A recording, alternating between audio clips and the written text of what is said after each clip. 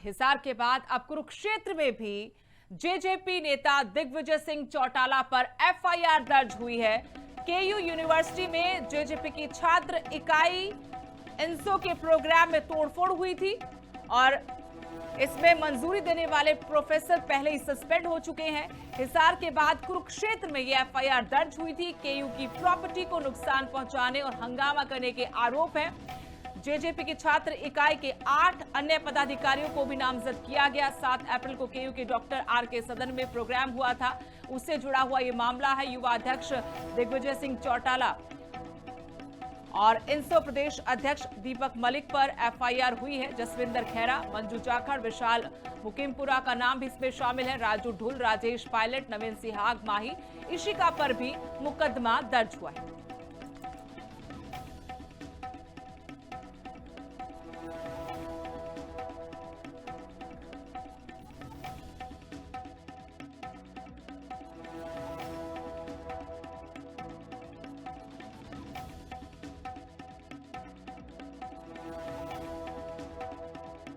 तो इंसो के प्रोग्राम में हंगामा हुआ था, कुर्सियां तोड़ी गई थी। इसी को लेकर अब एक्शन पुलिस की तरफ से किया गया है, जबकि इंसो और जेजेपी के नेताओं का आरोप है कि बदले की भावना से कार्रवाई की जा रही है और टारगेट किया जा रहा है। ये तस्वीरें 7 अप्रैल की आपको दिखा रहे हैं डॉक्टर आर.के. सदन, जहां पर जेजेपी की छात्र इकाई इंसो का प्रोग्राम था। यहां कुछ कार्यकर्ता इन कुर्सियों पर चढ़े, जबकि सफाई में अब इंसो की तरफ से कहा गया है कि वो अपने नेता दिग्विजय सिंह चौटाला को सुनने देखने पहुंचे थे।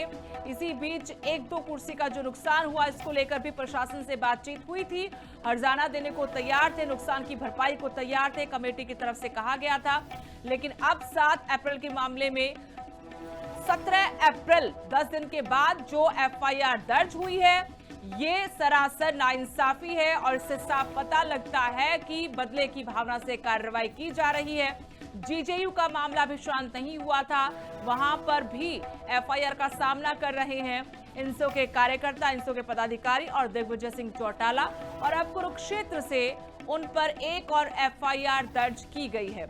इंसो का कार्यक्रम था, 7 अप्रैल को कार्यक्रम था, 17 अप्रैल को इसमें मुकदमा दर्ज किया गया है। कुछ महिला कार्यकर्ता भी बताई गई हैं जिन पर एफआईआर हुई है। दिग्विजय सिंह चौटाला का भी नाम है। आपको सिलसिलेवार तरीके से बताते हैं कि इस एफआईआर में किस किस का नाम है। इंसो की तरफ से जेजेपी के युवा अध्यक्ष दिग्विजय सिंह चौटाला, इंसो के प्रदेशाध्यक्ष दीपक मलिक भी जिन पर एक्शन हुआ है उनमें शामिल हैं। जसविंदर खैरा, मंजू जाखड़, विशाल मुकीमपुरा और इस वक्त दिग्विजय सिंह चौटाला हमारे साथ फोन लाइन जुड़ गए हैं। दिग्विजय जी, सबसे पहले तो बहुत बहुत स्वागत है आपका लिविंग इंडिया न्यूज पर।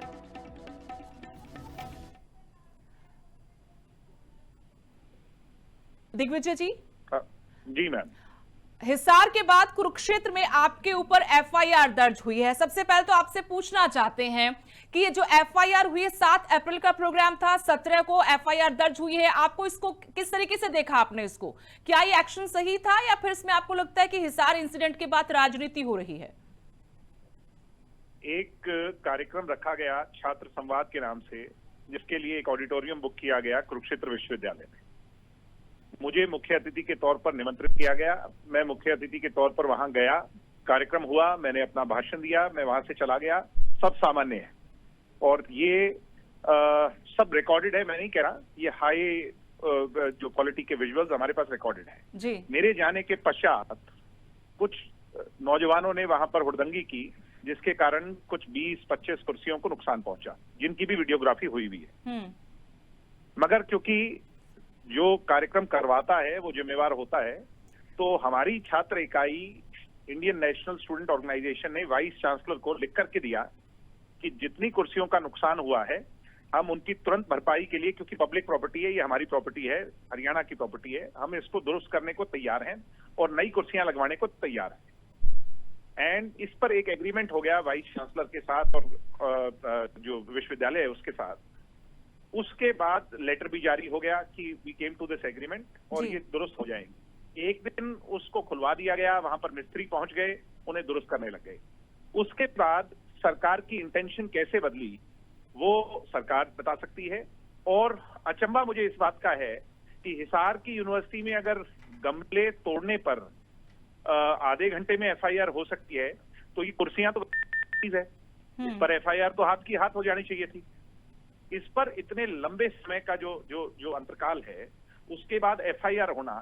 और एक विषय और है कि जो चीफ गेस्ट है, चीफ गेस्ट ने तो कुर्सियां तोड़ी नहीं।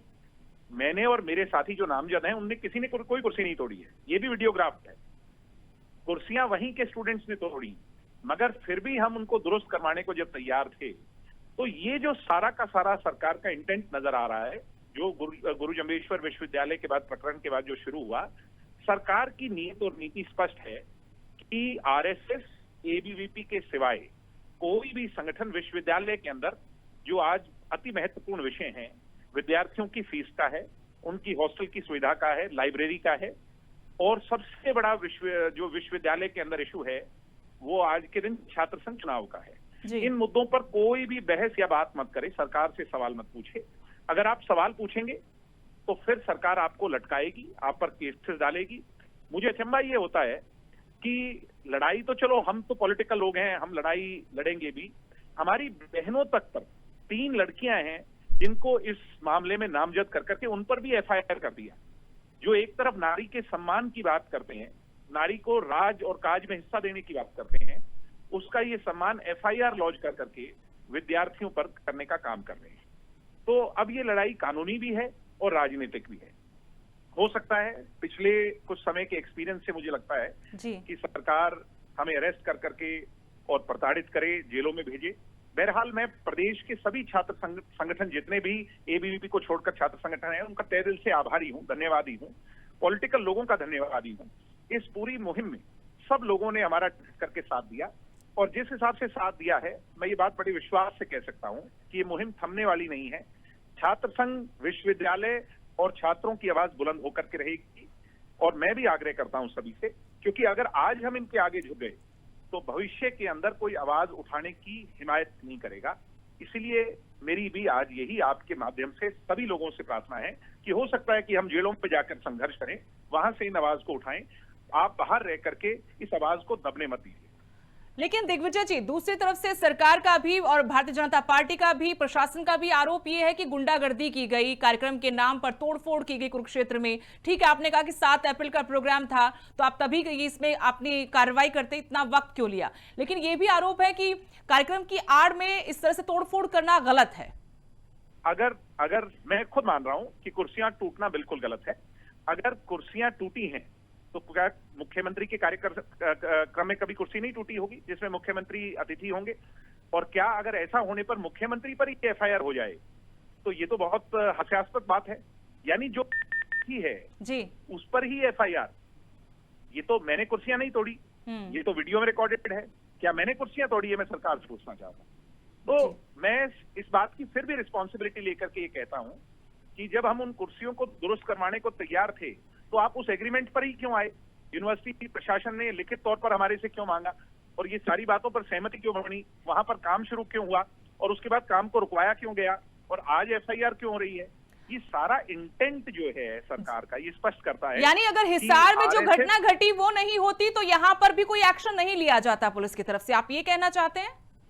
मैं ये कहना चाह रहा हूं कि सरकार इस बात को लेकर के बहुत ज्यादा परेशान और चिंतित है कि उनके स्पेस को, उनकी टेरिटरी को, जिसको एक छत्र राज वो समझते थे यूनिवर्सिटी और कॉलेजेस में, जब छात्र अपनी आवाज उठा रहे हैं तो वो इससे बौखला रहे हैं, वो इससे परेशान और जो है ना तभी ये दुस्साहस सरकार कर रही है। मगर बहरहाल कानून कोर्स जो अपना लेगा वो तो अपना लेगा ही लेगा जी। ये लड़ाई दो तरीके से लड़ी जाएगी। एक तो कानूनी तौर पर लड़ी जाएगी जिसको हम बखूबी अच्छी मजबूती से लड़ेंगे।